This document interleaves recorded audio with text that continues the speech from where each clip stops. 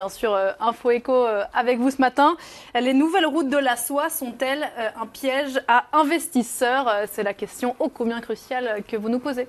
En tout cas, le Fonds monétaire international, figurez-vous, Pauline, met en garde ce matin contre les risques d'endettement. Vous allez entendre dans quelques instants Christine Lagarde. Mais d'abord, rappelons ce que sont ces nouvelles routes de la soie. C'est le projet phare du président chinois Xi Jinping pour construire des routes, des ports, des voies ferrées, une version moderne des anciennes routes de la soie qui, des siècles durant, ont assuré le commerce entre l'Asie et l'Europe.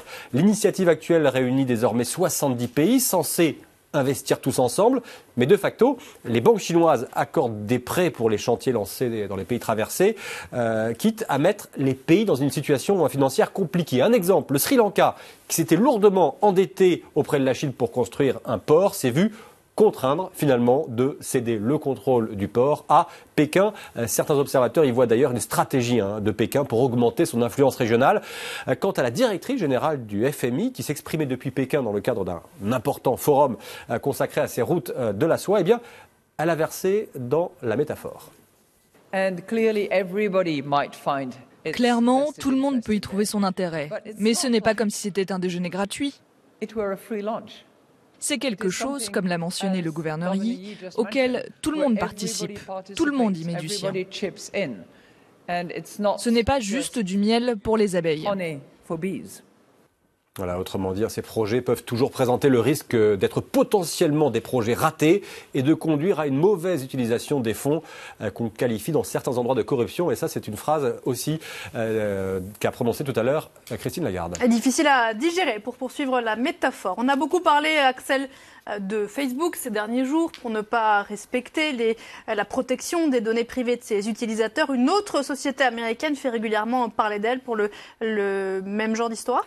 Non, pas vraiment. C'est Airbnb. C'était pour pouvoir évoquer Facebook sans aller dans le détail que je vous ai suggéré cette petite transition. Alors, cette plateforme communautaire payante Airbnb de location de logement est dans le viseur de la mairie de Paris. La municipalité va assigner en justice Airbnb accusé de ne pas respecter les règles encadrant la location de meublés touristiques, à savoir vous ne pouvez plus louer au-delà de 120 nuitées par an pour ne pas concurrencer les loueurs professionnels. La procédure vise également Paris Attitude et Wimdu, deux autres plateformes qui proposent des services similaires à Airbnb mais qui sont un peu moins connus.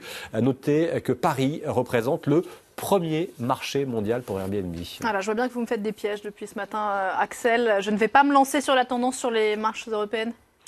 D'abord, eh bien, oui, les places européennes, on va voir comment elles sont. L'ouverture, sachant qu'hier ça a terminé plutôt négativement, eh bien là, c'est surprenant, c'est stable, c'est ce qu'on appelle stable.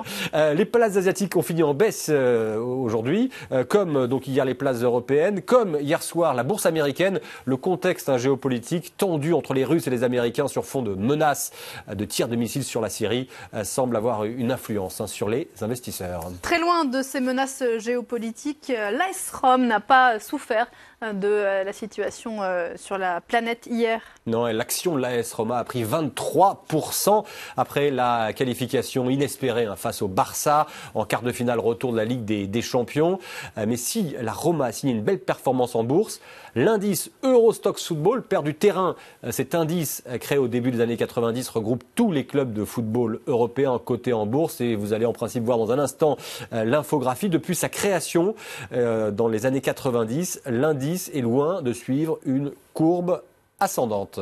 Voilà, un pari risqué, donc celui de s'engager en bourse quand on est dans un club de football. En attendant, le président de la Roma a célébré donc la qualification en demi-finale de la Ligue des Champions de manière un peu trop visible, visiblement. Oui, l'Américain James Pallotta, et oui, la Roma est passée depuis plusieurs années sous pavillon américain, s'est jeté dans une fontaine, geste strictement interdit à Rome.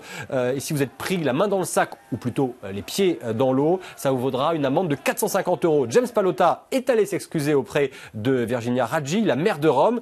Des excuses plutôt sympathiques. Vous allez le comprendre. Écoutez James Pallotta. Je voudrais remercier la maire pour mon amende bien méritée de 450 €. J'ai été pris dans l'excitation du moment. C'était une nuit formidable pour nous tous à Rome. Mais je ne voudrais pas encourager d'autres personnes à se jeter dans les fontaines, à moins que ce ne soit pour les réparer. Ce serait donc un beau geste de ma part de rénover la fontaine du Panthéon. Et pour cela, je compte faire un don de 230 000 euros.